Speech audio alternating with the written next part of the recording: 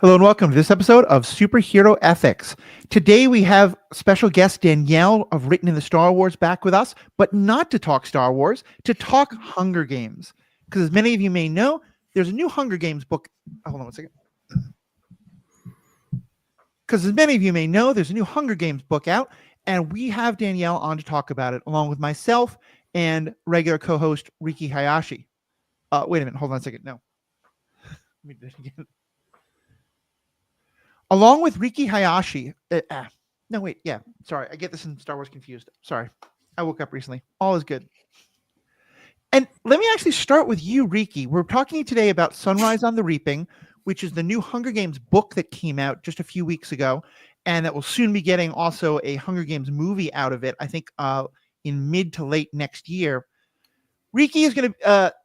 we invited Riki on. Riki has not read the book, but of course we want people who haven't read the book to be able to participate in the conversation. And we find when we're discussing books, it's often helpful to have that person who hasn't read, who can, tell us when we're being a little bit too, cutting too deep and not helping the audience stay along. Although it is a YA novel, it's not terribly long. I finished it in about 8 hours. If you really want to, I definitely recommend hitting pause on the podcast, finding a copy of the novel, or listening to it on audiobooks and consuming it that way. But if not, that's totally cool too. And Riki, let me ask you, what do you know about the Hunger Games? What's kind of your feeling on the Hunger Games going into this discussion? Well, how do I pause recording this podcast and reading a book and coming back in 8 hours? You're stuck, sorry. I read some synopsises, some reviews, and stuff people were saying about this book, and I kind of want to read it now.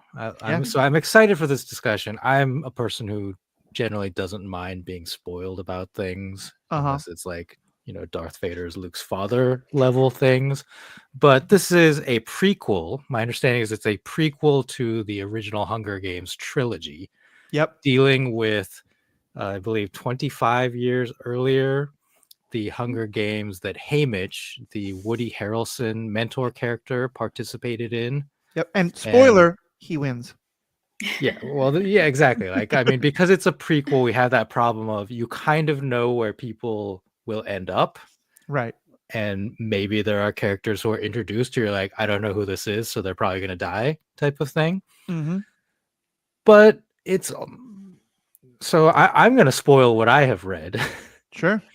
And that is that a lot of the things that take place in this novel are described in the original trilogy, like Haymitch's games. Mm-hmm. And what happens in reality is not at all what was described in the Hunger Games. And it's kind of like the Hunger Games had a revisionist history, and this is actually what happened. Yeah. I think it's really true. Danielle, coming into this, tell us a little about your background with Hunger Games. Well, I first read the trilogy, I think, when Mockingjay first came out, the book. Mm-hmm. I was sick for like a week, so I couldn't go to school, and I had just gotten an e-reader, and I was like, oh, the Hunger Games books. So I've heard people talking about this. I'm going to read them. So I downloaded all of them, literally read them all in 3 days, and quickly became obsessed with it, along with my sisters. And so since then have just been, have loved this series and this kind of world that Suzanne Collins has built.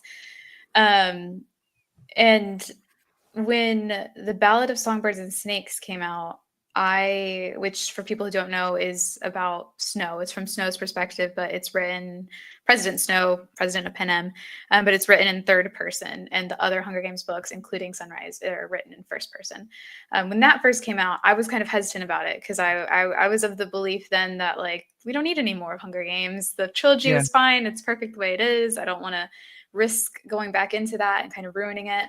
And so it took me a couple of years to read that book. I think I read it like a year and a half, 2 years later, and quickly realized I was wrong. I actually really love Ballad of Songbirds and Snakes, which I think, Matthew, you and I have talked about that. I think we talked about I think we've done we have done content with you on, let me start again.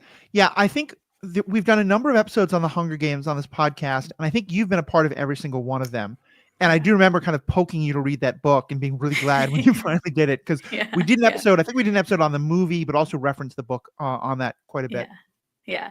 But yeah, I love that book. And Sunrise on the Reaping, whenever they announced it, they didn't tell us at first whose perspective it was going to be from or what it was going to be about. But then they told us it was going to be about the second quarter Quell, Haymitch's games, but they still didn't tell us who the voice was going to be. And so I was kind of like, I don't know if she'll give us Haymitch's perspective, because we know the gist of what happened in his games, because Katniss watches it with PETA in Catching Fire. We don't really need to retell that story. Suzanne Collins isn't one who tells a story that's already been told. Well, I should have known that she pulled something out of her hat to surprise everybody, which is that obviously it's propaganda what Katniss and PETA watch in Catching Fire, and we don't know the real story, and the propaganda becomes the big theme, which we'll talk about later.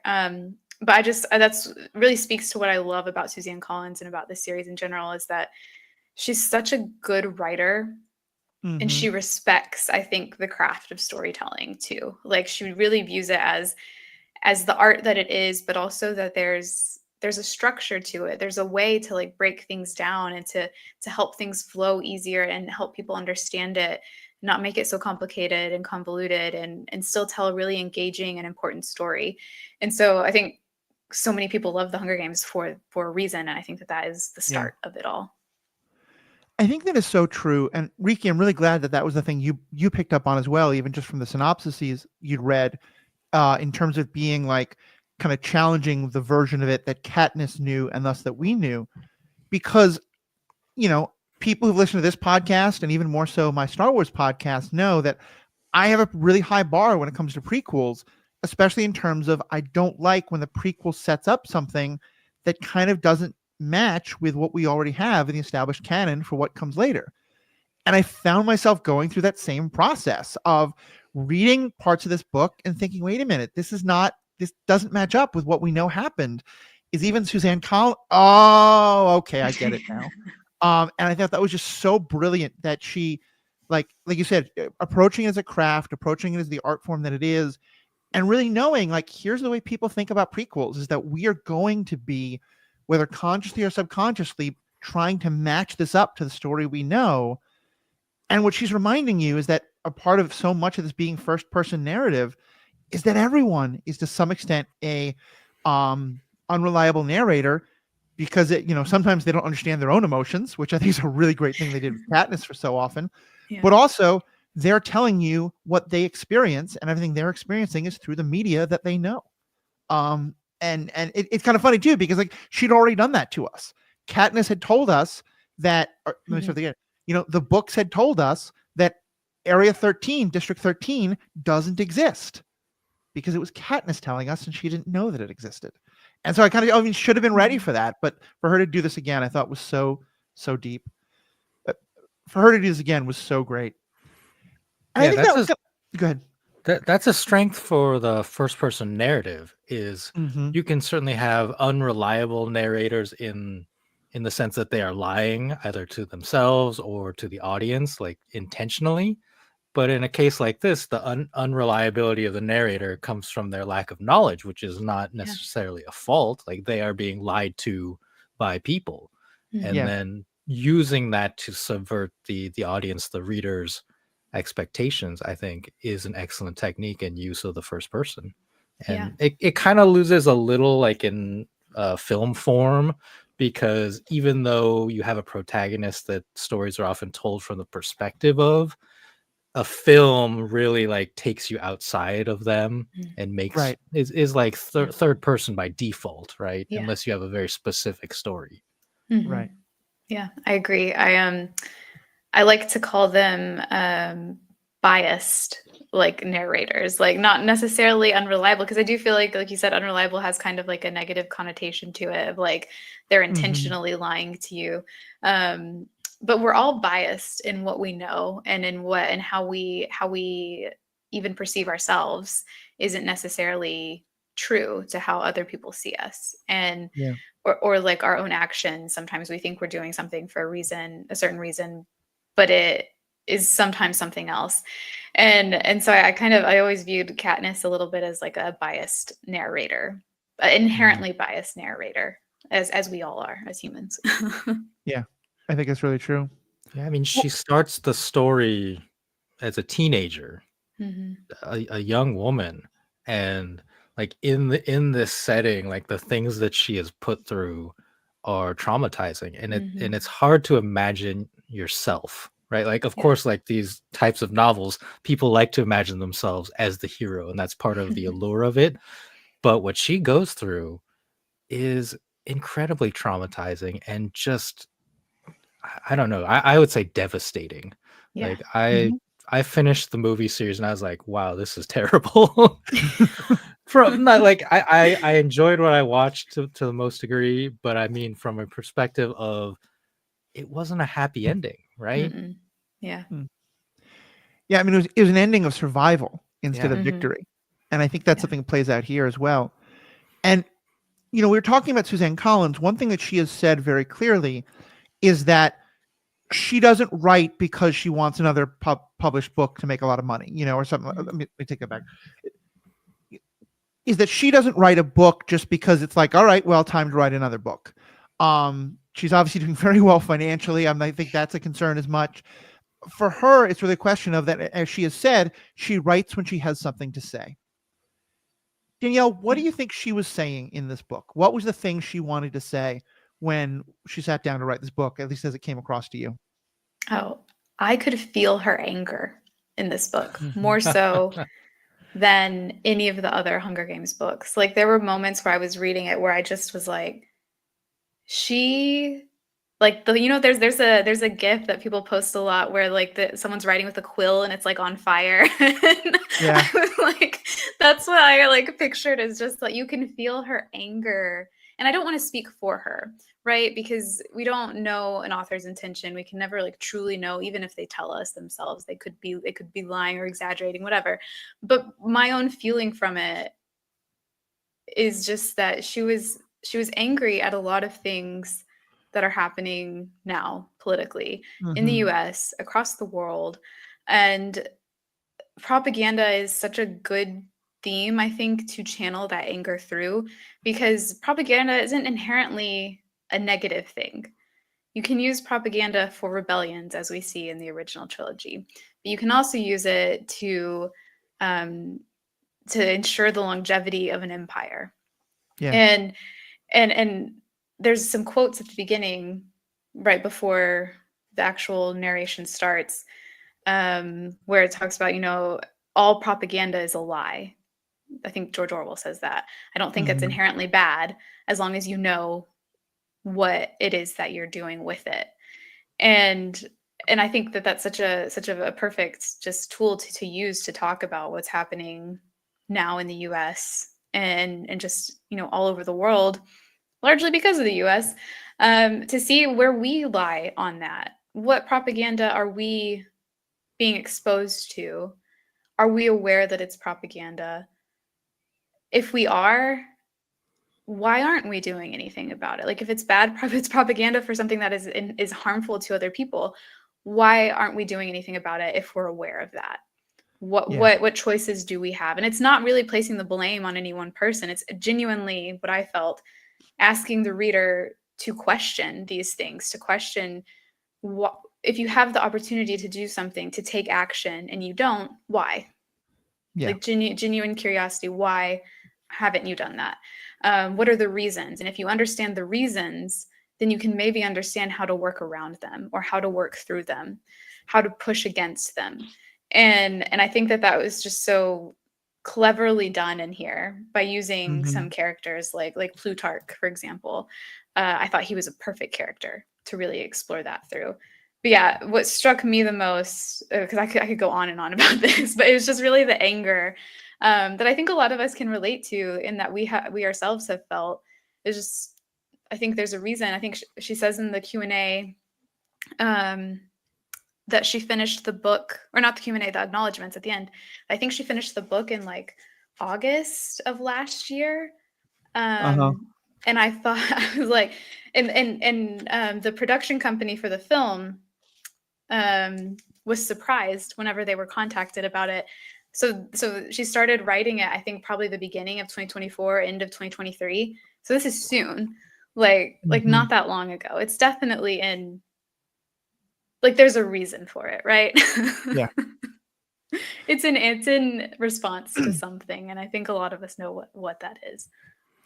Yeah, I've made the comment that I kind of want her and Alexander Freed, the author of the newest Star Wars book, The Mask of Fear, which is certainly not about anything relevant. It's just about senators dithering and not knowing what to do as an empire takes over.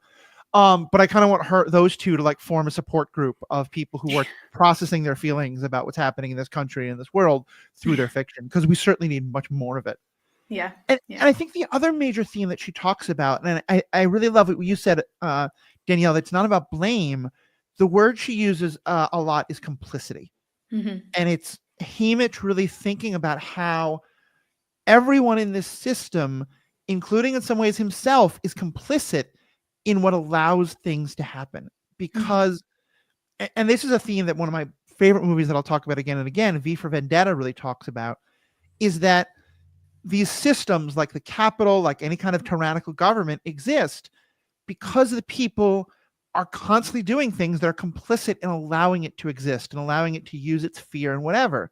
And sometimes it's like you're complying, you're complicit because your other alternative is something truly awful, like imprisonment or death. Yeah. And so that might be a legitimate choice you make, but that you have to understand that the cost of that choice you're making is to allow the horrible thing to continue. Mhm. And one of the things that they've explored somewhat in some of the other books, and especially in Ballad of Snakes and Songbirds, and in that book, you know, the young Snow who becomes President Snow, he comes to understand that one of the points of the Hunger Games is to keep all the districts separate, to pit them against each other, and even pit individuals against each other, to make it all about individual success instead of group success or group rescue. And Haymitch kind of in this book, we get to kind of see the flip side of that, of Haymitch coming to understand the ways in which he is complicit in all of this, and that pretty much breaking him in a lot of ways, of kind of seeing that even by winning, he is now going to be the victor, and he's going to be the one who, you know, shows that he is like, that he becomes a part of the capital propaganda, and how he fights against that and tries to rebel against that in a system that utterly kind of is ready for that and doesn't allow him to do it in any way that matters. Yeah, I think it's really interesting. I made a video about this, about the different levels of complicity that Suzanne Collins shows specifically through Sunrise and the Reaping, but it's also, like you said, a thread throughout the other books, is how the troops themselves, and especially the victors, are made to be complicit. But how at the games, and this is a point in the Ballad of Songbirds and Snakes too, about how the games like encourage that complicity to where it's almost like the tribute's choice at that point. And we see this in the original trilogy with Katniss in the first games, her first games. There are parts where I have like little notes where she sees one of the other tributes make a stupid choice about lighting fire in the middle of the night. And she's like, I have half a mind to go over there and end her myself.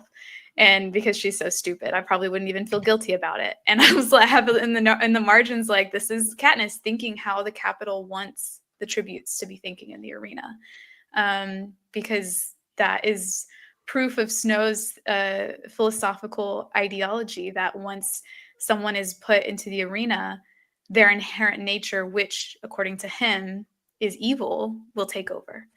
Yeah. And I think it's so interesting that we see almost the opposite with Haymitch. He goes into the games accepting that he's probably going to die.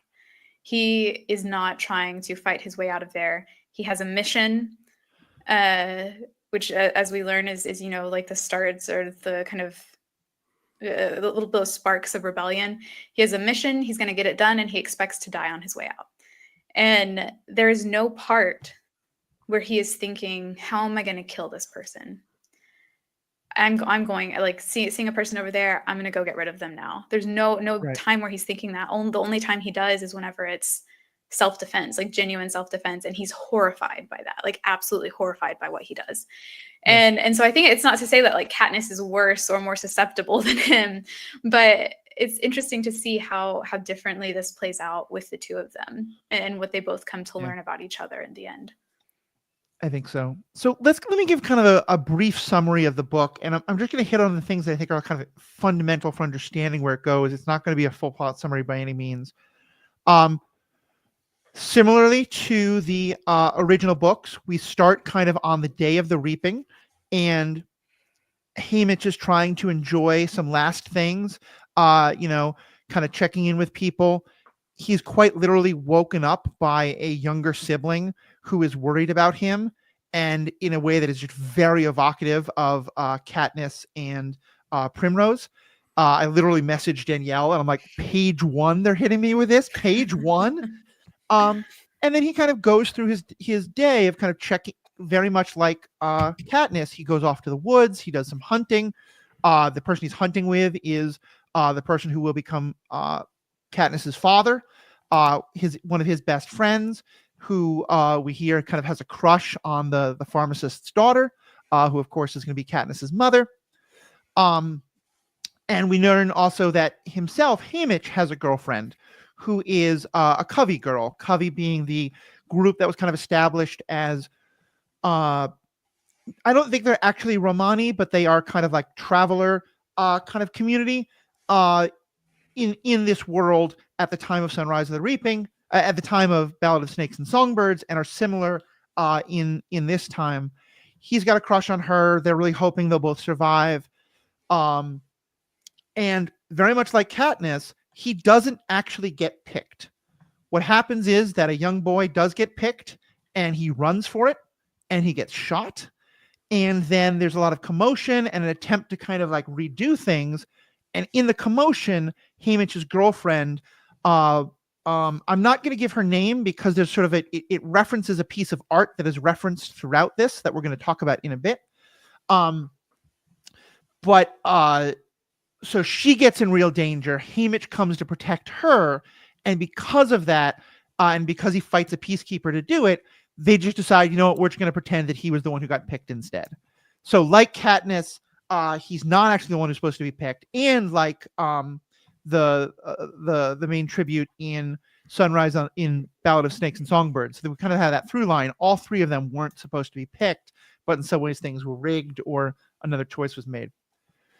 So, but he does get picked. He gets shipped off, and there's a girl who's supposed to be from their district who is very sick, having real problems, doesn't really adjust to this as well, and winds up dying on the journey. And in order to kind of like, well, but we still have to make everything look right, they give them a different girl who basically is like someone the Capitol has tortured for whatever reason, and have her pretend to be, I think the original character's name is Louisa, is that right? And they call her Lulu to kind of separate. Luella, thank you. And they call her Lulu to separate her. And we learn eventually that she is clearly from District 11. And that's going to play into a lot of the kind of like district against district feelings. They get to the Capitol. They have kind of some similar things. Because at this point, District 12 has never won, or at least not since, God, what was her name? Lorna Gray? Lucy Gray.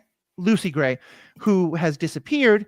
The only people who can be mentors to Haymitch are former victors from other areas, who turns out is going to be Wires and Mags, who we learn about in the trilogy. And they kind of try to mentor him. He is disgusted by a lot of the things he sees. We go into the arena, and Wires has kind of tried to get him. I'm sorry, no, it's not Wires. It's the other one. It's Beatty. Oh, well, there's Wyrus and then there's BT. They're both in here. All right, they're both his mentors. Thank you. And Mags is kind of there. BT's there for another reason, but yeah. Oh, that's right. Yeah. Okay. Yeah. Sorry. BT is also kind of hanging around because his son has been put into the arena in what again seems very unlikely that it was just luck, probably to punish him.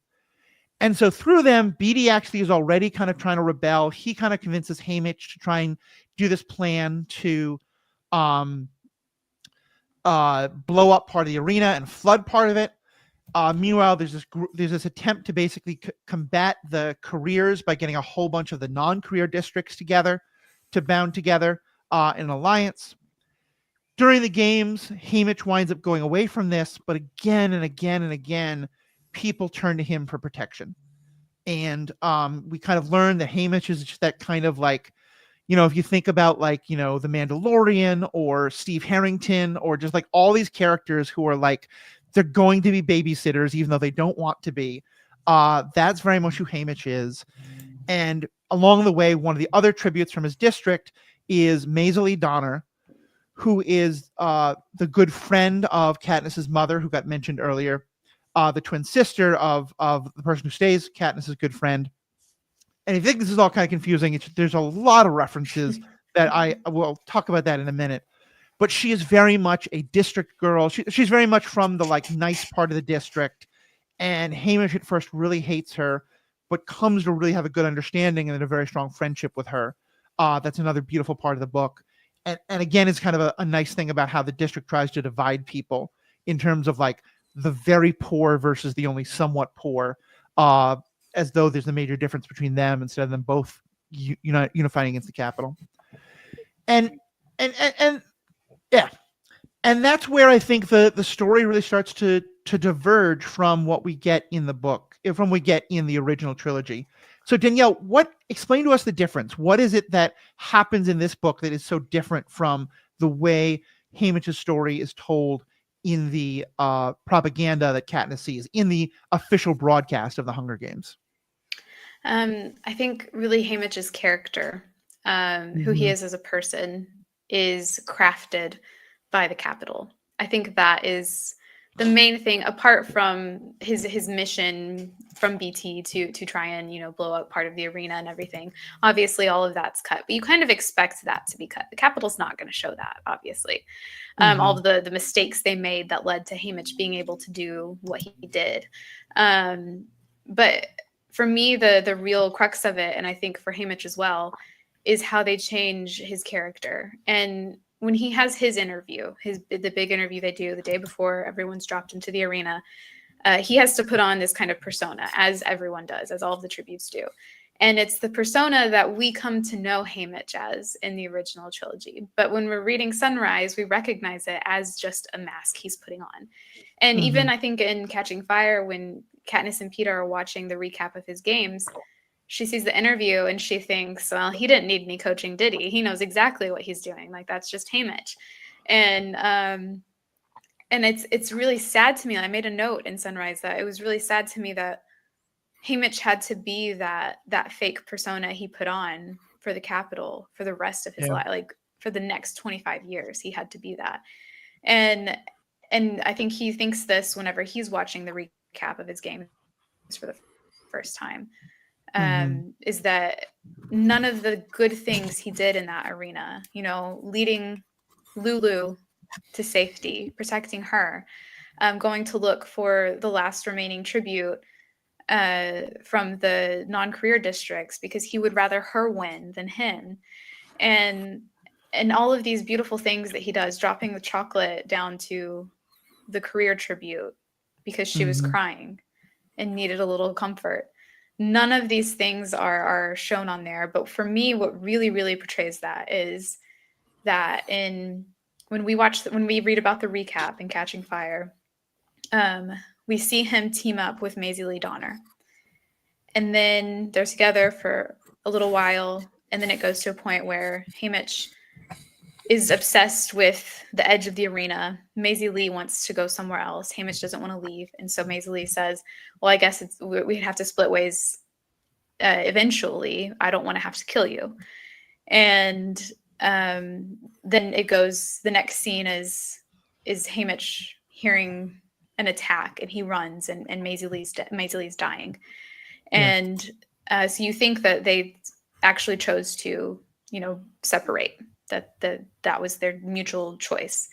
And in Sunrise, it's such a small change, but it's really, really meaningful, is that Maisie Lee turns to go and a cannon goes off, the cannon that signifies that a tribute has died. And they both spin around to each other because they think that they're so scared that the other one might have died the minute they took their eyes off of them. And Haymitch says, are you sure you want to go? And Maisie Lee's like, I don't know. I'm going to go get us some food and then we'll talk about it again. And that's when she dies. So they didn't decide to split, to go separate ways. They didn't decide to split up.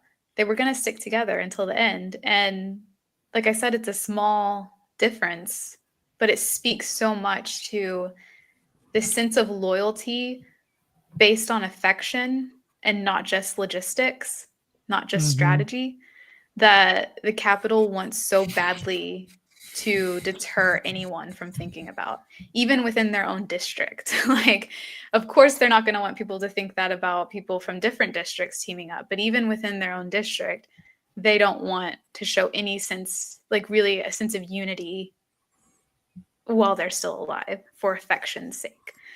And I think that hurts Haymitch the most too, is that the way that they recrafted that. So, Riki, we've just dropped a whole bunch of plot stuff to help make sure that everyone else in the audience is keeping up. Do you have questions you want to ask or comments or thoughts or what the hell did we just talk about? Anything like that? Well, I mean, it's too many characters for me to synthesize and process.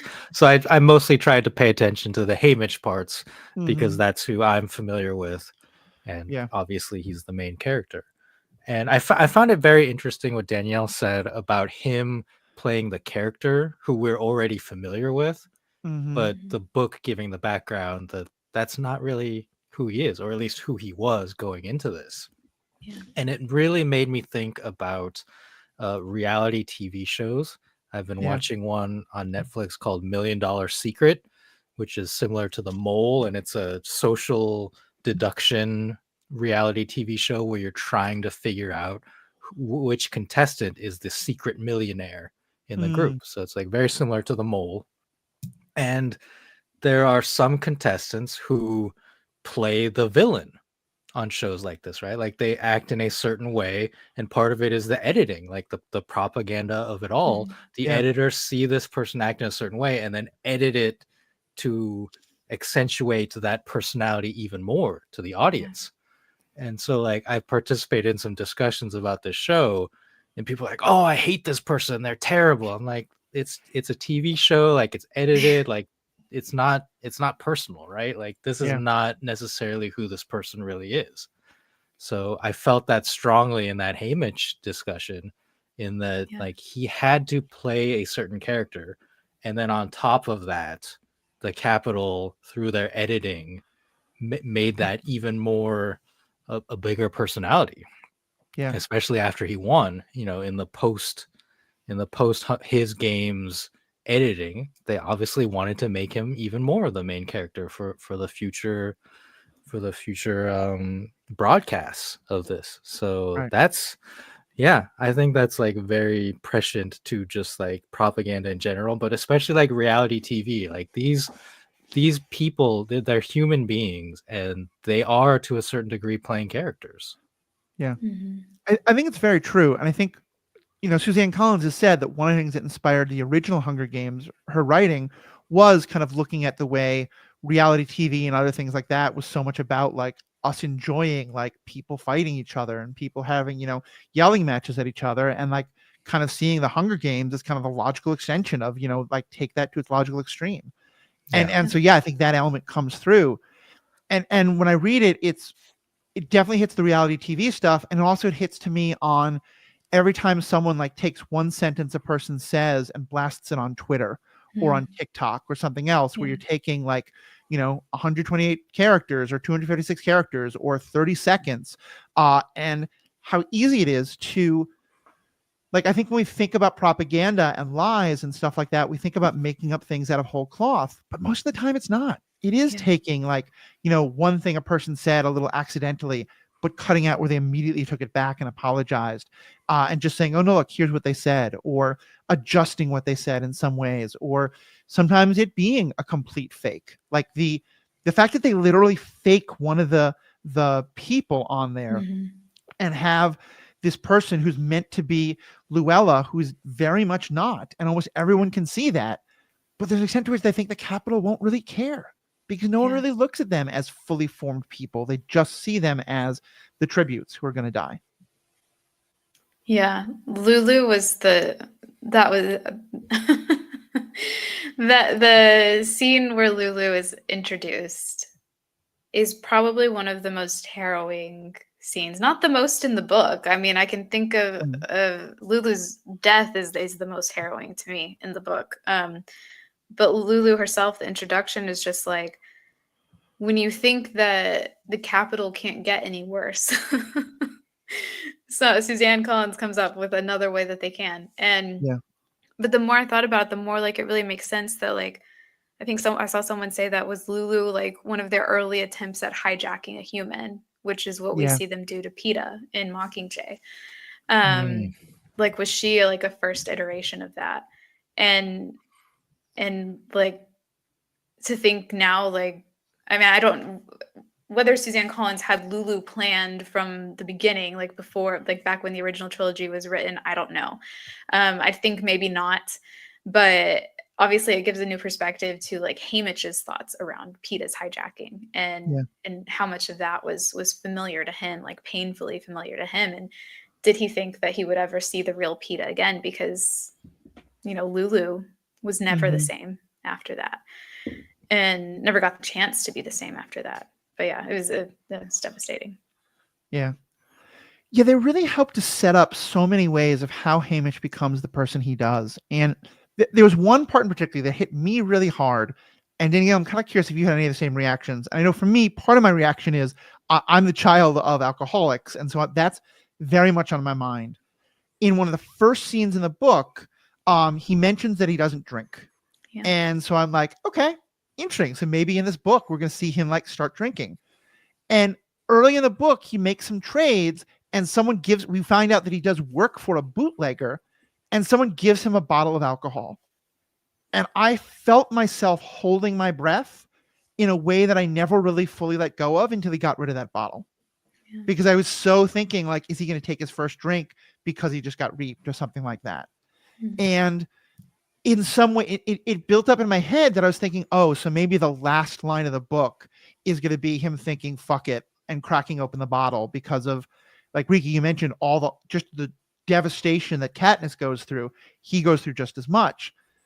But instead, they kind of sneak it in such an interesting way where they talk about how, they don't really have morphine in this world. They have like medications that you take, like basically you drink as, ways to dull the pain. And they're basically like, some kind of sedative that has probably some alcohol in it.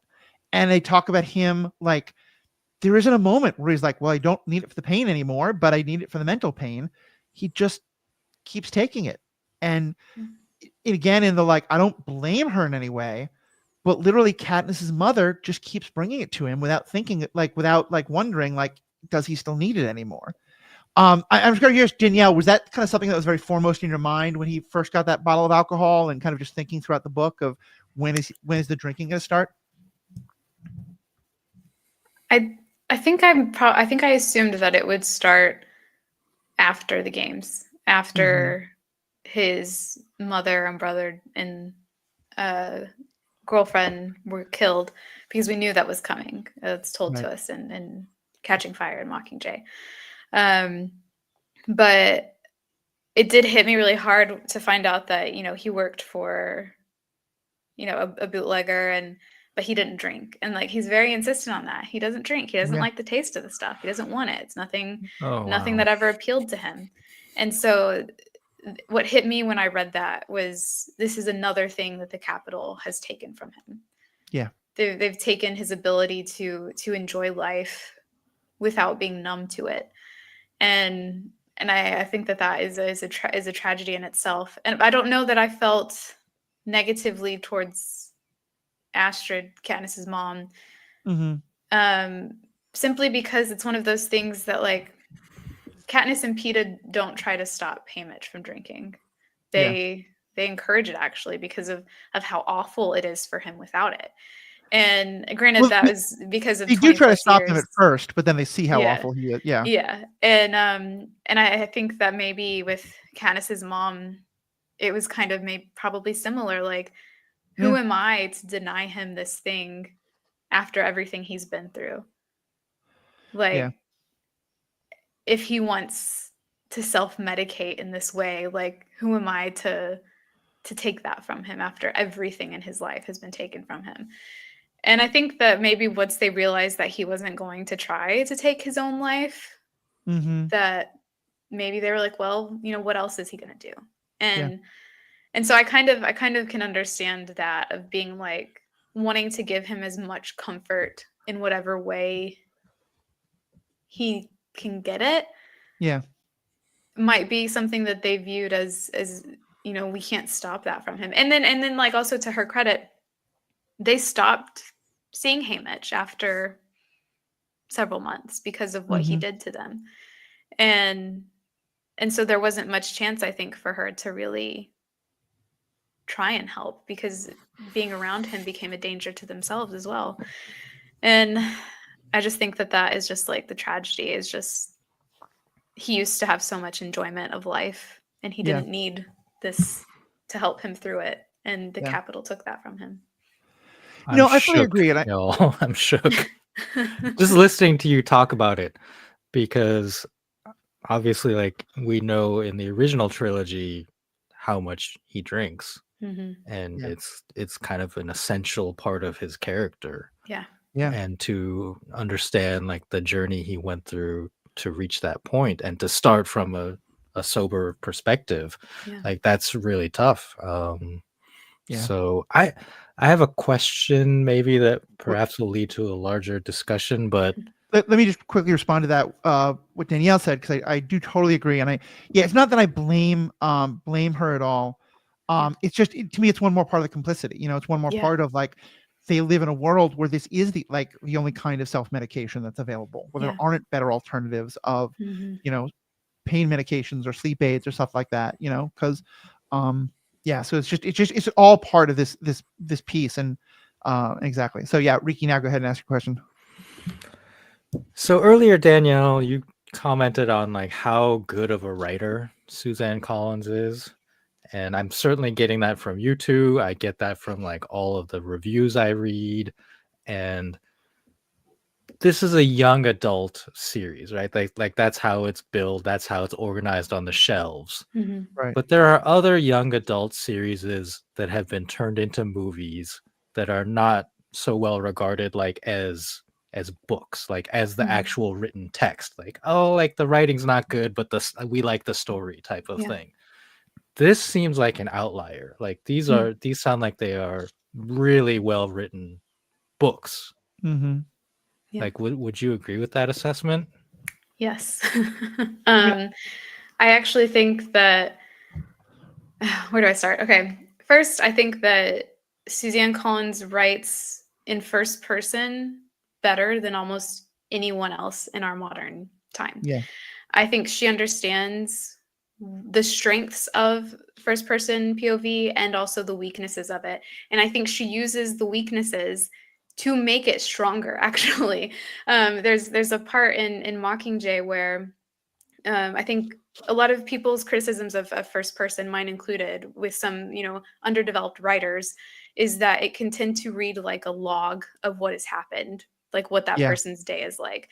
And Suzanne Collins uses that to describe Katniss when she is at her absolute worst mentally, where she cannot notice the specific, like, usually Katniss is very descriptive in her how she notices things, how she notices a room, how she notices a person or something that's going on.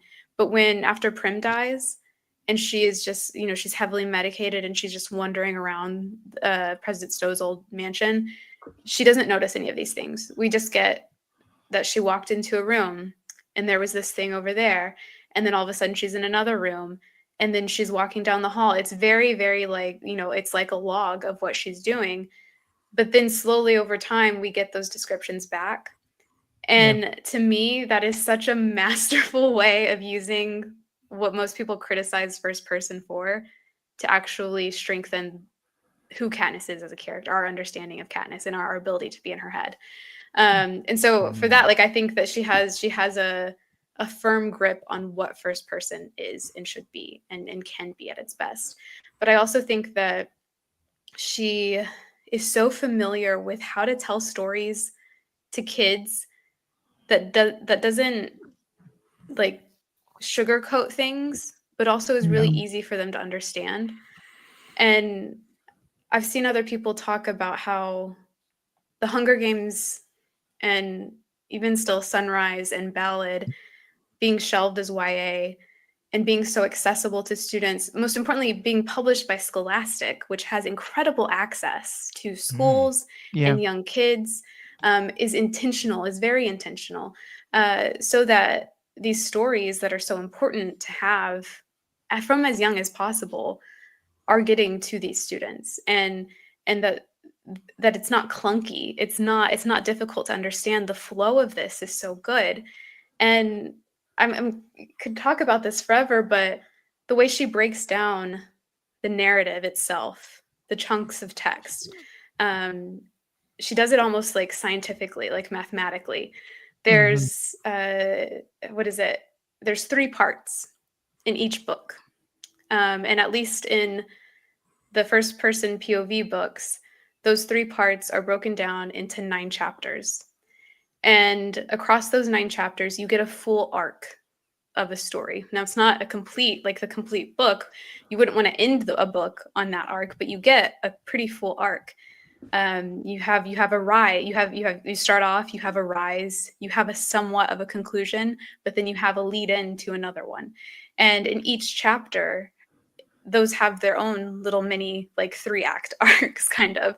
And that's what keeps the flow of reading to me like so well done for adults, but also especially for kids. You want to keep kids' interest in this. You want to keep teenagers' interest and have them guessing about what's coming next. And the best way to do that is to have, the rise and fall, the natural rise and fall of storytelling as often as you can in the story without it becoming like overwhelming.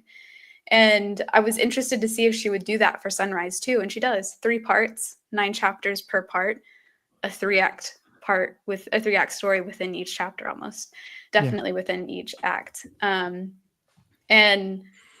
I just to me, I don't know, I didn't appreciate that as much as a kid.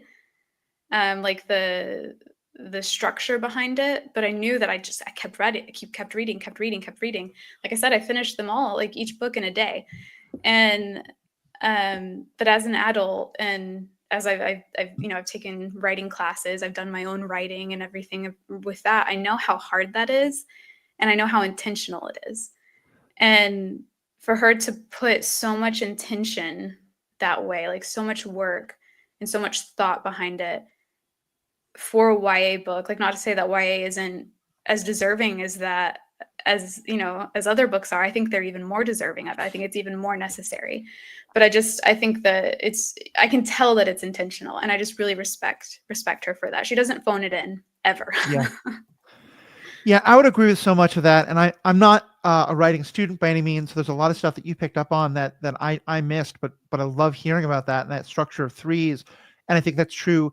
Like the structure of 3s fits for like each individual chapter, each part of the books, but then also when you look at like the trilogy, and I think there's a lot of questions about like, is there going to be a third book in this sort of prequel trilogy? And I think there probably will be when she has something to talk about that. And we're going to talk about that a bit in the bonus section for members. But for me, I think the best thing I would say is that like, I often am aware of YA writing as being significantly different than adult writing. And it doesn't mean it's bad. I think there's some wonderful YA writing out there. But like when I would read a High Republic book that was written for adults and a High Republic, these are both Star Wars books written for YA, I could tell the difference.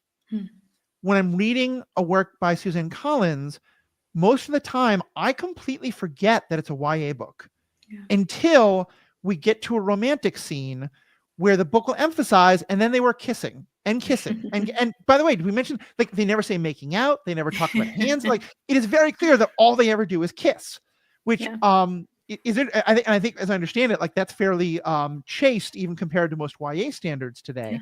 But I do think it's fairly intentional to make that not be the focus. And that's my only reminder. And I read this book and then almost immediately read the Star Wars book, which is an adult book. But I didn't feel like there was any real difference really the only difference is length. And I love that Star Wars book, Mask of Fear, but my God, is it long. And while I would like a little more of the Hunger Games books, I could have used with a lot less of that Star Wars book. So yeah, for me, I think it's a great question. And I think all the stuff that Danielle said about the writing, but I also think it is obviously written for the teenage attention span, but it never feels dumbed down in any way. There's so much complexity. There's so much nuance. The only characters who, like, I mean, say this again as to the POV thing, I think a lot of times what YA means is that you get less nuanced characters and characters who are more two-dimensional and more like, this is the love interest, this is the villain. In Suzanne Collins' books, especially in this one, I think you get that, but the reason they appear two-dimensional is because our point of view character is only looking at them two-dimensionally. And that so often, when our character gets the chance to know them better, like with Maisie Lee Donner, they actually develop into a much more rounded character. And so it's kind of a way to get away a little bit with some of that, like, oh, this is just a kind of, this is just a bad person or whatever, because our character just doesn't see them more than that, instead of the narrator telling you that, a third person objective narrator. Yeah. And let me actually use that to talk about the character of Maisie Lee Donner some. Or Danielle, not to talk, but to put it on to Danielle. Tell us a little about Maisie Lee, because I know she's one of your favorites. Yes, I love Maisie Lee Donner, which is funny. And because I was going to comment when you brought her up that, Suzanne Collins doesn't do she doesn't do two-dimensional characters. There's not a single character in any of her books that is two-dimensional, which I think is just another, sign of her talent. But Maisie Lee starts off as, I think it was probably a bit of a surprise to people that Haymitch does not like Maisie Lee at the beginning. We'll come to understand that most of District 12 doesn't like her.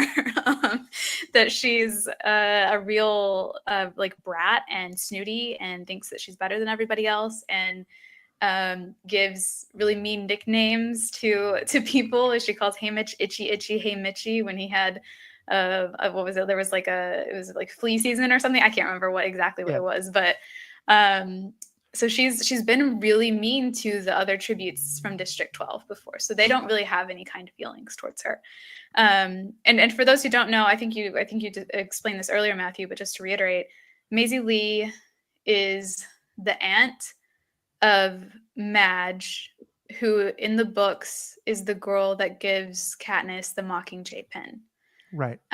So if you've seen only the movies and not read the books, you don't know who Madge is, because she's not in the movies. But she gives Katniss the Mockingjay pin before she leaves for the games, and tells her that it was her aunt's pin first, and she was also in the games. And that's the last we hear of Maisie Lee Donner until this book. And so you go in kind of expecting oh, this is someone that I'm just going to have real kind of feelings about. I'm gonna love, and of course I do love her, but she starts off like she is just a real brat. And I think a Regina George could be yeah. But what's interesting is that as soon as they're on the train to the Capitol, all of her meanness is directed to the Capitol people. It is not, she actually sticks up for and defends all of her District 12 fellow tributes. Anytime someone from the Capitol says something mean to them, she's steps in and is actually, and gives them the most insane reads ever. She is the queen of just takedowns of people. And she just really sticks up for everyone, herself included. And that continues throughout the rest of it. And she's actually the one who, when they're in the arena, encourages Haymitch to not let the Capitol use them. And it's very much kind of like how Pete is I don't want to be just another piece in their games. Maisie Lee is that dialed up to 10 to 100 even. And as you mentioned earlier, Haymitch really comes to love her. They call each other brother and sister in the end. They're family. And it's a really beautiful evolution. I think she probably has the best arc in this book, Maisie Lee does. Just because it's not what you would expect from when you first meet her. And in the Q&A, Suzanne Collins talks about her and says that Maisie Lee is the angriest character she's ever written. And when she's in District 12 before the Reaping, that anger manifests as meanness. But once she's around the Capitol, she knows that the Capitol is who has made her life terrible, has made her life less than it can be, less than what she wants it to be. And so she knows exactly who the real enemy is, and she directs all of her anger to them the second that she is around them. And I think that that's just such speaks to her character a lot. Like I think it reminded me a bit of like, you know, when you're in school, there's someone who was maybe mean to you a few times, or you know, wasn't the best, but then you kind of learn something about them or meet them on different grounds later on, and you realize like who their real character is and who they really are, and that meanness was just a mask for something else. And that doesn't happen all the time. Sometimes people are just mean, but sometimes there's more to them than that. There's a lot more, and I think Maisie Lee was a perfect example of that. Yeah. I think you put it so well and hit so many of the points that I think are so important about her. And it really, to me, feels like a commentary Suzanne is making about it. Yeah, it really feels to me like a commentary that Suzanne Collins is making about how easily we are divided by propaganda, you know, because yes, in the world of the district, Maisie Lee's economic circumstances are significantly better than they are in you know, for someone like Hamish, who is very much the seam, which is the neighborhood that Katniss also grows up in. It's like the poorest area of this district.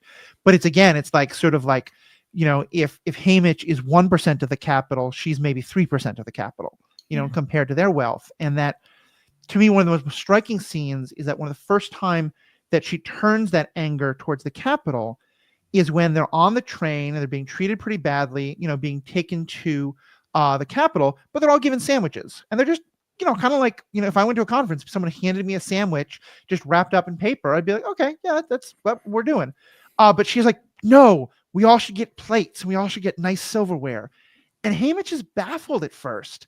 And at first is like, why is she worrying about this frou-frou nonsense when we're all about to go die?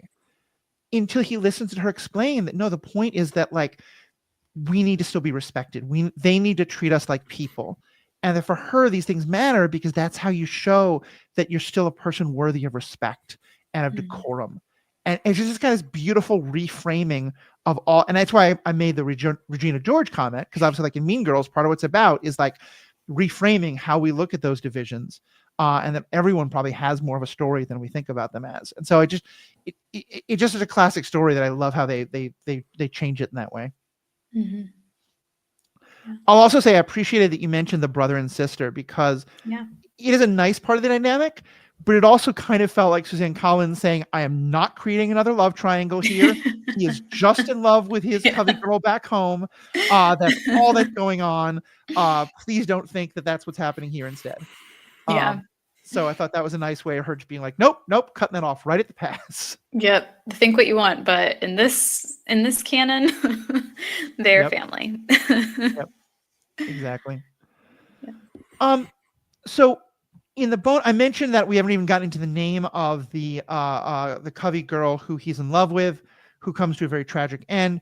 That's in part because there's a great piece of art that is being referenced throughout that is connected to something that I know Danielle has a deep interest in. So we're going to talk about that in the members only section. By the way, if you want to become a member, it's only $5 a month, $55 a year. Great way to help support us. All the information is in the show notes, and you get ad-free content, bonus content in every episode, and bonus episodes once a month. But I'm trying. I mean, there's so much about this book that we haven't touched on. You had a great question earlier. Is there any more questions you want to ask? I think there's probably one or two more comments I'm going to come up with. But anything else you want to ask about this book and kind of what we've said? Well, I do have a follow-up to the previous discussion. One thing that Danielle said reminded me of, I pulled a quote from Suzanne Collins. She doesn't really like do much publicity. So there's very few like interviews and very few quotes. But one that I found, she says, I don't write about adolescence. I write about war for adolescents. And that really like shows like how much respect she has for her audience, both young adults and adults. And it really made me think like the classification of young adult is kind of bad in this case. You know, the three of us love our Star Wars cartoons, right? And we are all adults. We're like, this is just good television, good storytelling. And I feel like that's what's going on here. But just cartoons, a lot of people think are for kids. Mhm. But in our discussion, it was like, no, like there's definitely like adult stories being told here, and they are accessible to kids, but Yeah. can be for adults. And I feel like that's the same thing that's going on here. But just the fact that books are classified in this young adult section means that just by definition they get bookended, haha, Yeah. pun Yeah. intended, into this section where someone like me, like I have never considered reading Hunger Games until now. And like I think I should read them I because think they're you'd really not, like them. Yeah. even though they're classified as young adult, they're not necessarily for kids. Just like the cartoon discussion, they're accessible to kids, but Mhm. they can be for adults. Yeah. I think they're all ages instead of being just for young adults. Yeah. Yeah. And it's interesting, like just a little publishing history. YA wasn't a classification until the late 90s, early 2000s. Mhm. And maybe even a little bit later than that. And it's purely business strategy from publishing companies. There's a lot of conversation amongst authors and readers and publishers themselves about whether YA has been useful or not. Whether it's kind of boxed in these stories that people are trying to tell, and if the perception of it has maybe led to some really great stories not getting into the hands that they should be in. Mhm. And what I like about the Hunger Games being classified as YA is that, again, like the accessibility to kids, because I think that if Suzanne Collins had wanted, she probably could have shopped this as an adult novel or adult series, and it would have been fine. Would it have gotten the amount of attention it did if it hadn't been classified as YA? I don't think so. I Yeah. think Right. that teenagers really like the marketing Scholastic did for this. Harry Potter levels. Yeah.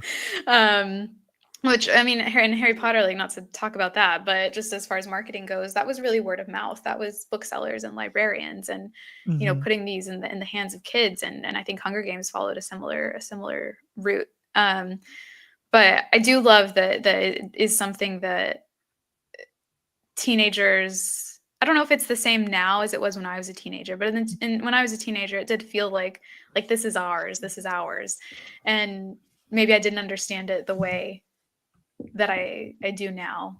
But I think there's something to be said about kids feeling like that's something for them too. Yeah.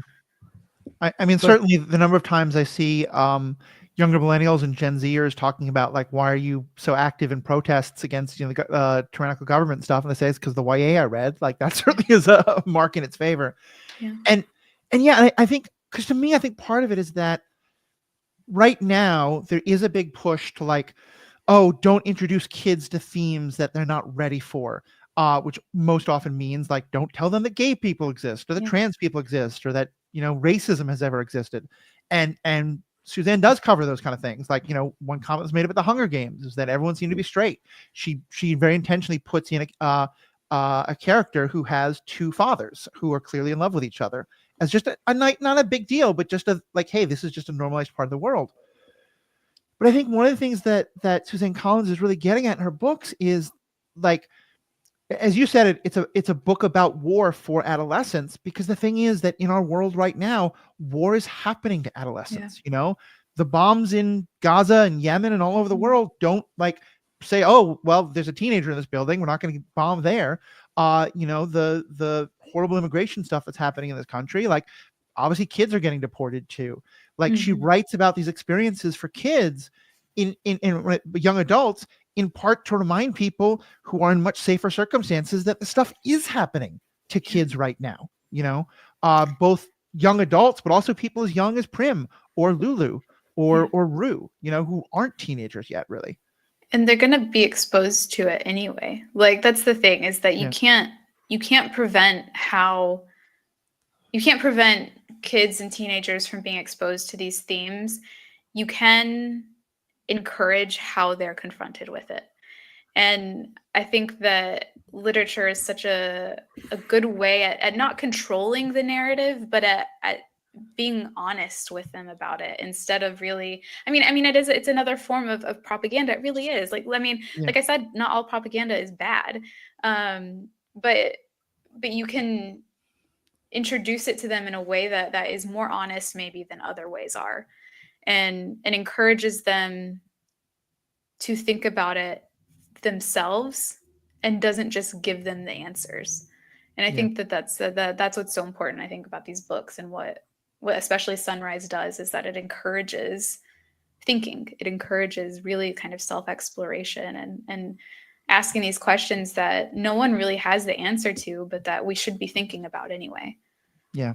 Yeah. So Danielle, you mentioned earlier that you felt that Suzanne Collins was angry when she wrote this, right? Like angry about what's happening in the world, Yeah. about the fascistic forces that are taking power in a lot of places.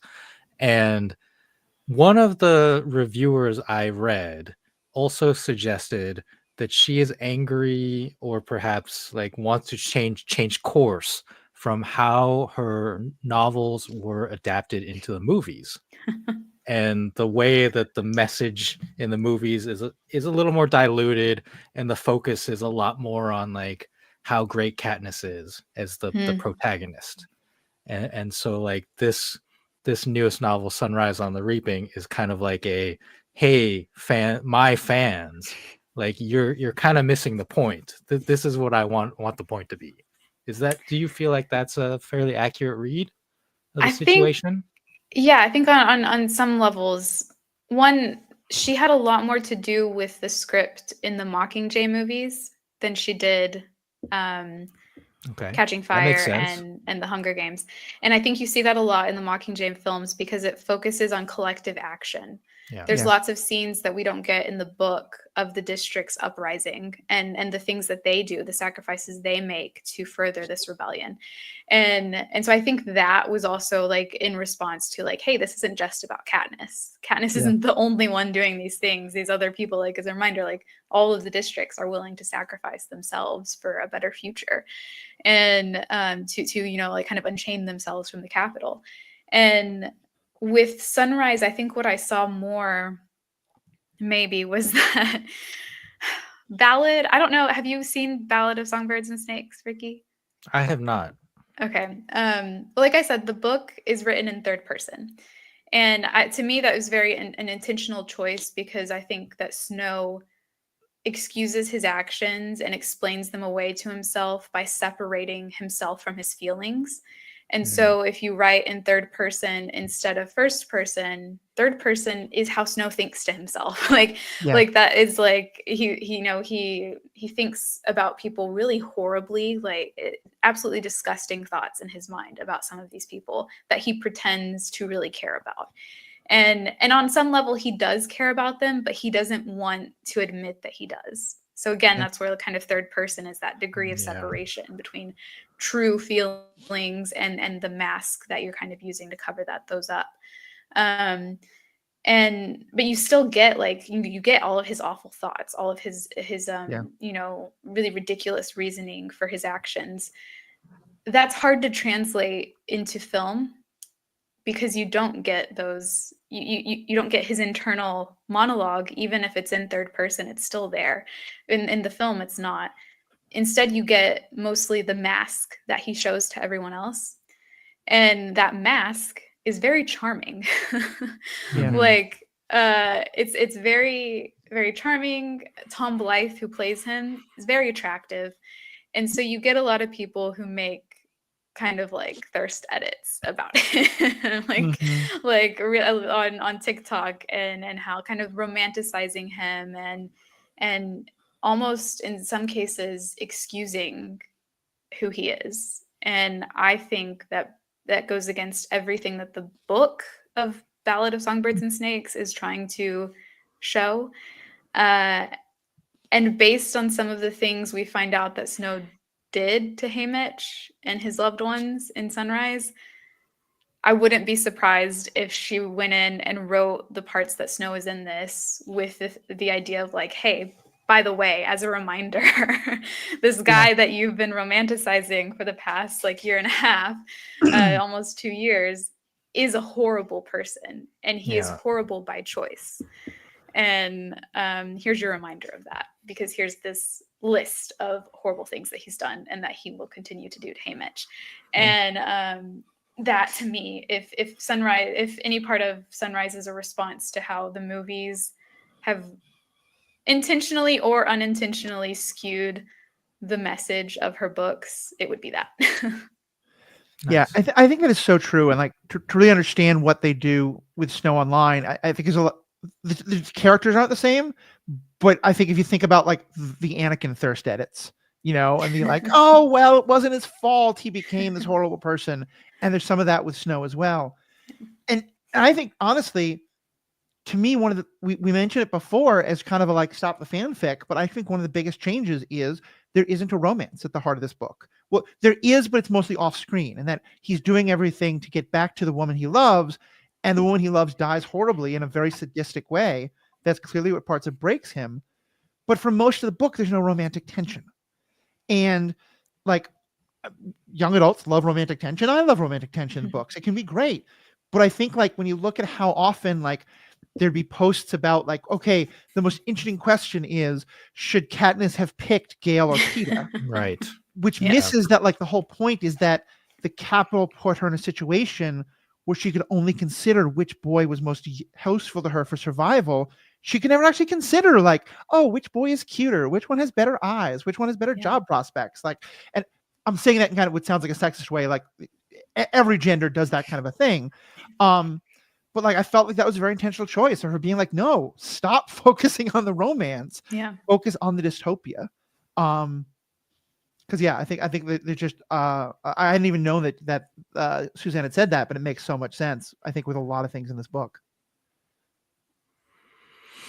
Yeah, there's a certain irony to any fiction like this that tries to tell people to focus on the dystopia, to focus on the fascism like in your life, but then becomes so popular that it itself is a distraction from what's going on in our lives.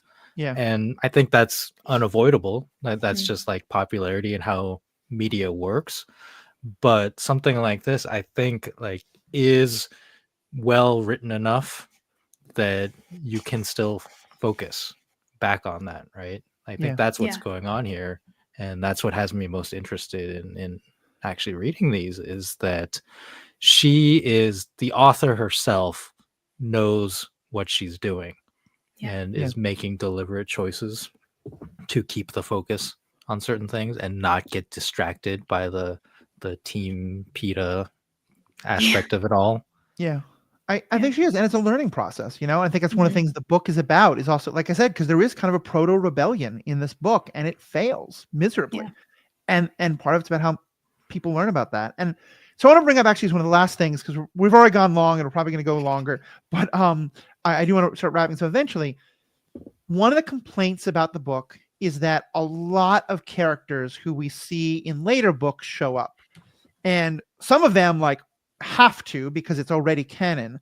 Like, for example, there's a scene in Catching Fire when she's watching the video of Haymitch's games and she recognizes her mother as one of the best friends of Maisley Donner. So like that was already in there. But like, you know, Haymitch is best friends with her father, and we get to see them romance. We get all of the people who are mentors to Katniss, are mentors to Haymitch, are people who we will later see in those books. Mags and Beatty showing up, and Wires, and all of them. When the person who goes from the Capitol to get the tributes is a real screw up, who steps in, but a young Effie. And I don't want to get into the cameos discussion nonsense, because I think a lot of times that's in bad faith, and like cameos happen all the time. There's nothing wrong with that. For me, at least, though, I didn't love it because it did make the world feel very small. Just in terms of like having it be like it made District 12 feel very small. It made it feel like I liked some of it, and some of it I think was necessary. But I'm curious, Danielle, your thoughts, because I've heard you defend it from the cameos conversation, but I'm curious what you thought of in terms of like would you have liked to see more characters, more newer characters to remind you, like there were a lot of other tributes, there were a lot of other people in District 12, or did you like it being so self-referential to other characters we've seen before? I actually thought that it made sense because District 12 isn't big. Like District 12 is actually very small. Katniss comments on this in the original trilogy when her and Peeta are on their victory tour. She notes that District 11 and I can't remember which other one, but some of the other ones are massive compared to 12. Right. And that really, when she walks around, there's no one that Katniss doesn't know in 12.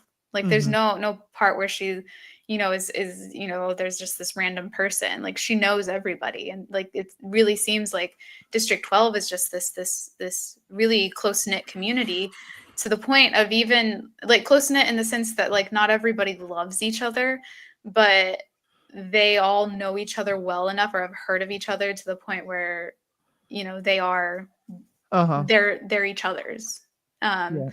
Like, and so that made sense to me. I think it would have made less sense to me if there weren't as many people that we had heard of before that were being referenced, because 24 years is a long time, but it's also not that long. I am realizing that again, as as I get older myself, is that these people are still there. They're still in Katniss's life. It makes sense that they would be in Haymitch, especially because they're both from the Seam.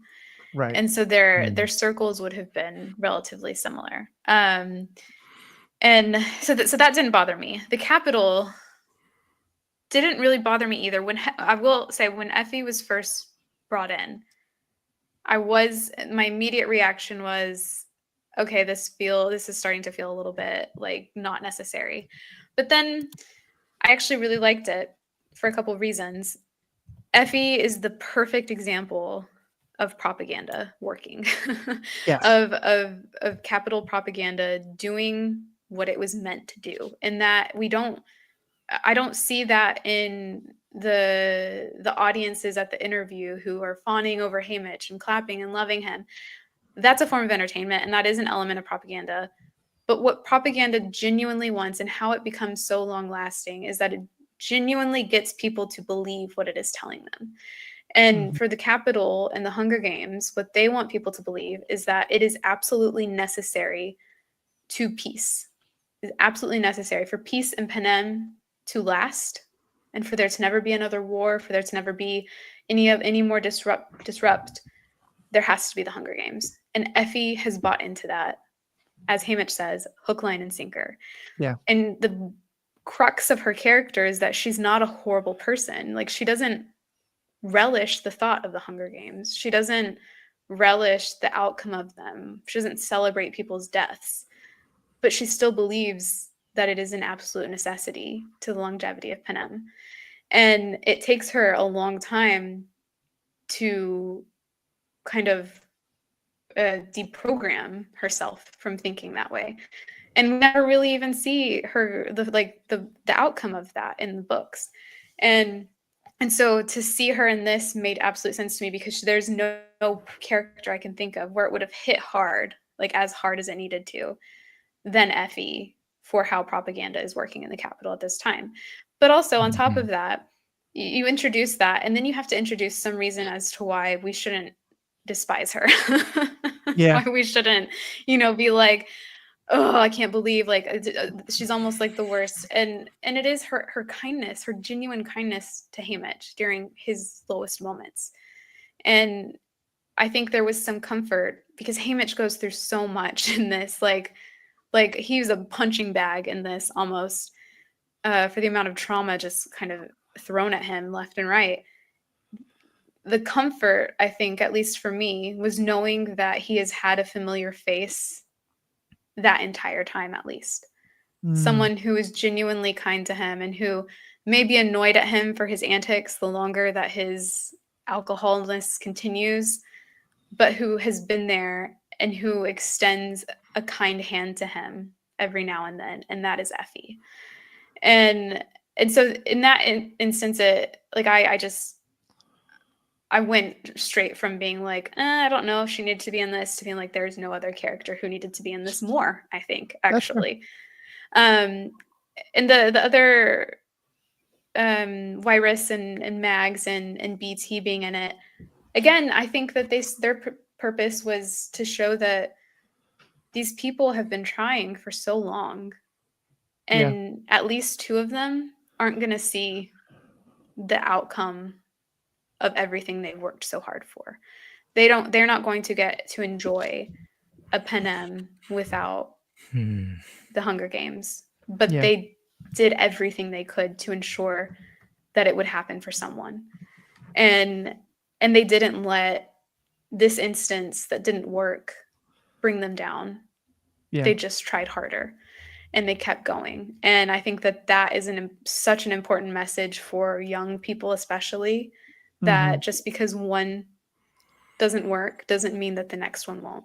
And you keep going and you keep going. And so you kind of need those characters that people are already familiar with to make that message work. Yeah. And so I get it. I mean, and I also get I get the initial put offness that some people have of it, but it didn't make it seem small to me. It made it seem, I don't know. It made it seem real. But I also think that you talk about smallness of it is I don't think the capital is huge. I don't think it's a huge place. I guess it more means I think you're making a case I completely agree with. I think it's more small temporally, in terms of that's fair. Because we also get when we meet Snow, his mouth is bleeding because he has just poisoned somebody, which is something that gets referenced later. So, but no, I think you make really good points. It wasn't my favorite, but I can really understand where you're coming from with that. Yeah. I think the word I would use is connected. Yeah. Right? Instead of making the world feel small, it makes it feel connected. And especially for these characters that will become a part of a successful rebellion later on, you want to see those connections and understand how each of those characters reach this point. And of course, in our favorite property, Star Wars, we are also seeing that.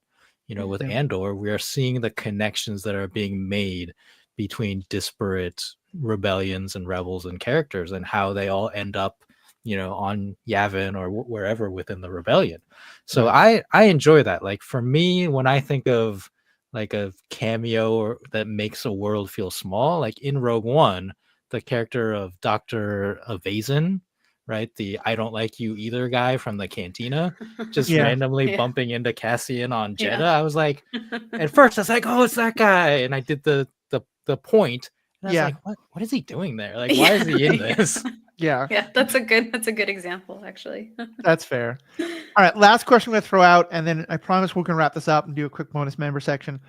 Sorry.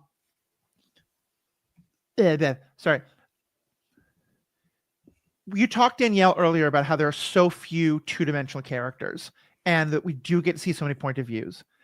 And what came to mind is the one point of view I think that we very rarely get to see much of. We see little bits of it here and there, but the one group I feel like that has really still been demonized by our point of view characters and hasn't gone into too much detail beyond that are the careers. And Suzanne's not going to write another novel again until she has something to say. And I think when people hear a career novel, what they really want is Finnick. I don't think we're ever going to get that. Some indications have been made. But for me, at least, I feel like the point of view character that I most want, because I feel like we haven't gotten enough from their perspective, are the careers. Just want to throw that out and get any comment you have.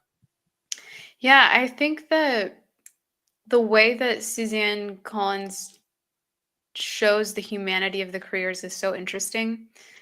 In the Hunger Games, the original trilogy, you get the moment when Cato, at the very end, in the books, Cato is terrified of the mutts that are going after them.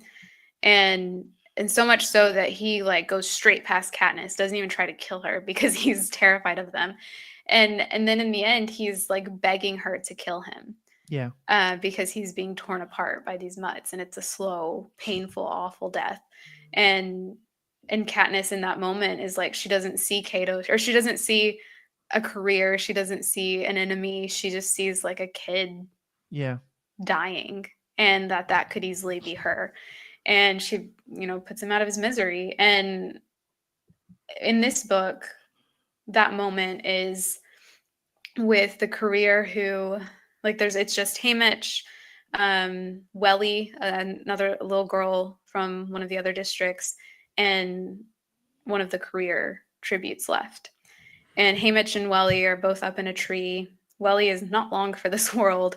Haymitch is trying to nurture her, and at the bottom of the tree is the career tribute, and she's crying. Haymitch hears her crying, and him and Welly have just been sent some chocolate in their parachute, and he drops a bit of chocolate down, and the crying stops. And for that moment, for those few hours of that night, they're not like tributes. They're not competitors. They're not enemies to each other. They're just kids who were terrified and who have been left alone. Like, this career tribute had a partner, and her partner's been killed. And she's all alone now. She doesn't even have another, a person who she's aligned with to comfort her. And that was so heartbreaking to me. Like, I cried during that scene because it was just like, I cried because Haymitch is such like pure goodness in him really like shined through there. But also for the career tribute, who is just a kid. And a lot of people speculated that the way that she kills Welly, which, by the way, earlier I said Lulu's death was one of the most horrific in the book. No, it was Welly's death. Sorry. The way that she kills Welly is so awful. But a lot of people have speculated that she did that to make up for that like weakness, like quote unquote weakness that she showed the night before. And I think that that's true. And it would be really interesting to get like a point of view from a career tribute because of how they're raised, how they're raised to view the Hunger Games as another form of propaganda. Like, they've bought into what the Hunger Games are, what the Capitol wants the tributes to view the Hunger Games as, which is a lifeline and something to aspire to some greatness that makes you like a warrior, a king in your own right, essentially. And the careers have by necessity, but then sometimes willingly. As the audience surrogate here, I had to look this up. The career tributes are the contestants, the tributes from the lower number districts who have basically trained for the Hunger Games and have like used the privilege of their districts to be like super athletes, like Pan Am gladiators. And they actually volunteer for the games because they've trained for them, and many of them win because of that advantage versus people from the higher number districts who are selected by whatchamacallit, the reaping. Yeah. There's, I think the official careers are 1, 2, and 4. 3 interesting left out because they're like technology, and they trained for that instead. But Finnick famously is one of the careers. And I think that's such a great point that you bring up, Riki, because it's one last part of propaganda. One of the best kinds of propaganda is showing that there are people who like the system and that they are willingly consenting to the system, as though that means that the system is okay, because you're not showing how much they were brainwashed into that. And so I think one of the justifications given sometimes for the Hunger Games is, look, the careers want to do this. They're not being forced into it. And that if only the other districts could see that this is consensual, they're all happy to be a part of it. And I think, that it's the consent of, highly propagandized, very limited options kind of a thing, where someone's setting up a winner and a loser, but you're both still trapped in this game that you actually have no escape out of. And what is it that I think Snow says in one of the movies? I think it's the first Hunger Games movie, because it's not in the books, obviously, because we don't get his perspective. But he tells Seneca Crane, the head game maker of Katniss's first games, that you have to give them just enough hope to get them to buy into the system, but not too much hope where they start to question it. And I think that that's what the careers are a part of, that little bit of hope, that almost like climbing the like social ladder, like the dangling fruit, like you can have this, but actually you can't. Yeah. You will never be at this level. You will always be something else. Yeah. And I think the comparison I made to American Gladiators is apt because they were presented as this like physical marvel that the normal, quote unquote, normal contestants would try to beat. But as we have learned later on, like they were taking steroids and they had unfair advantages. Yeah, very much so. Well, it's been a great conversation. Thank you both so much. To our listeners, thank you as always. I will say that I read parts of the book, but also a lot of it I listened to on Audible. I have a subscription to Audible, which means that I get a certain number of credits that I get to use once a month, as well as discount on all the books. And it, like so many books on Audible, it was just wonderfully produced. We have a link in our show notes if you want to get a subscription to Audible. I think you get a little bit of a discount. We get a little bit of that money back. And just if it's hard for you to read books because it's hard just to sit down and open up a book, audiobooks are things I can listen to while I'm driving, while I'm doing the dishes, while I'm doing laundry. It's just a wonderful way to make the written word a part of your world if sitting down and reading a book is a little harder for you. So I definitely recommend that.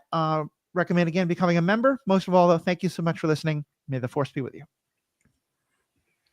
May the odds ever be in your favor. Right? Also Did I that. get that right? Yep. Welcome back. So the big reveal is that the girl's name who he is in love with is Lucille Gray. Or no, is it not? It's Lucille. What's the color? No, it's Lenore Dove. Lenore. Sorry. Lucy Gray's ballad. Right. Yeah. The big reveal is that the girl who Hamish is in love with is Lenore Gray.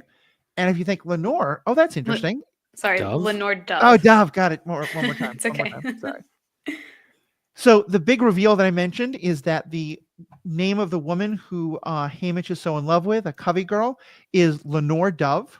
And if you think here Lenore and think, wait a minute, isn't that the woman at the heart of The Raven?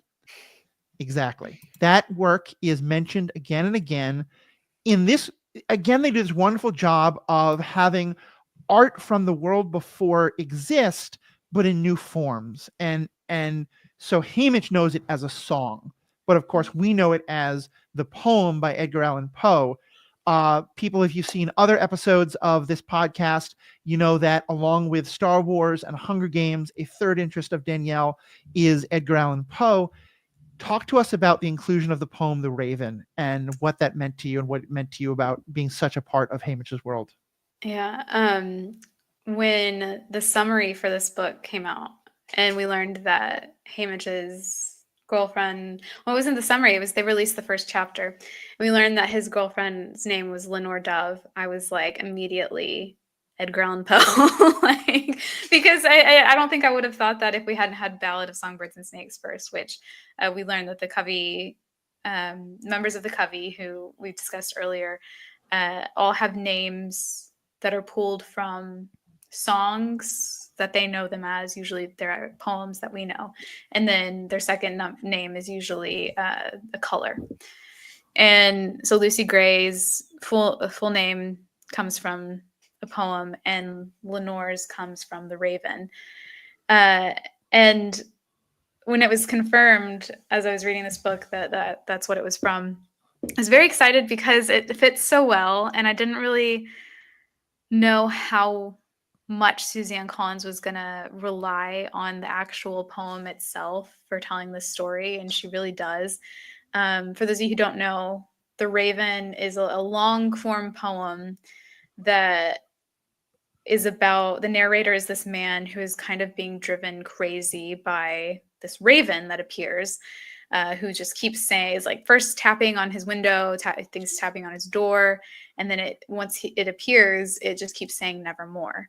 And so he's kind of just being driven mad about this, trying to get the raven to answer these questions for him. Like, where is we learn he has a lover named Lenore, and that we soon learn she's dead. She's died. And that this is all just kind of like a metaphor for the agony of losing a loved one. And boy, is that relevant to Hamish by the end of this book. And Suzanne Collins talks about this a bit in the Q&A, but even before that, there's an entire section at the end of the book in the last chapter where all of the lines, there's some stanzas that Haymitch thinks of, and then we get some paragraphs about what's going on in his life, and this is after the games. And so you get some lines from the Raven that are talking about the state of mind of the narrator, and then you get Haymitch slowly devolving into the man we come to know at the beginning of the Hunger Games trilogy. And it's really, really sad to learn that, not only is the Raven used as like a signifier for what happens in Haymitch's life, but Haymitch becomes the narrator of the Raven. And that is, to me, one of the most devastating things.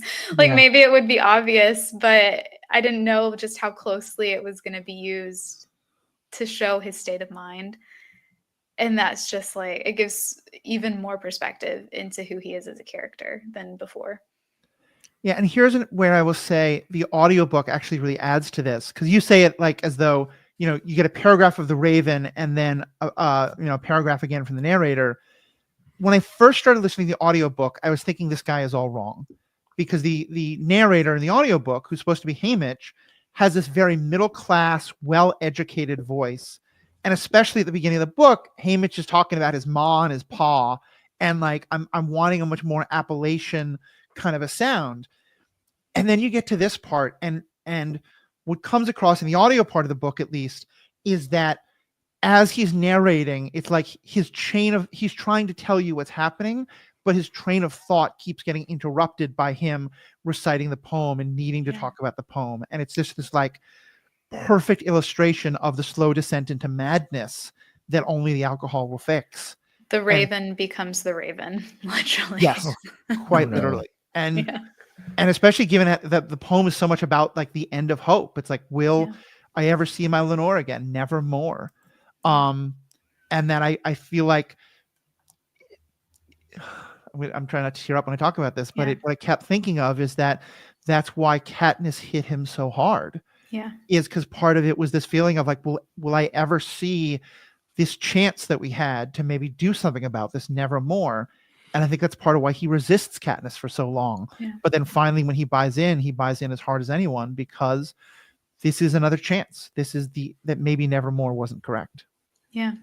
And we learned that like the reason he doesn't end things for himself after Lenore Dove dies, or after she's murdered, is because she makes him promise as she's dying that he will try to find to ensure that there comes a sunrise without a reaping, that the sun will rise on a world without the reaping, that he will try to make that a reality. And he promises her that. And that's the only reason he chooses to keep living, is because even if he's not actively trying for it all the time, he can't die he can't die before that happens, because then that would be another way that he failed Lenore Dove.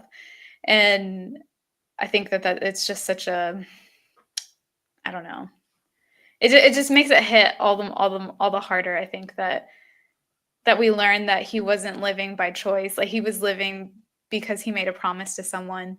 But then once that promise was fulfilled, he still kept living because he had a family again. And now this is me trying not to tear up. And he says in the epilogue that, he's like, I can't die yet because I have a family to look after still. And I think that is just such a, I don't know. It's a beautiful ending, and it brings more hope, I think, to the Raven than previously. Yeah, and I'll just add, if you feel like this book isn't suffering enough and you want to keep getting punched in the feels, go on Twitter or TikTok and put in hashtag Sunrise on the Reaping, because lots of people will find ways to be like, oh, but have you thought about this? It's even more painful. And one that is both very beautiful, but also very sad, but also hopeful, is there's one point where, I don't remember if he says it to her or he says it's just a promise to himself, is he says he wants to be the last person who was ever reaped.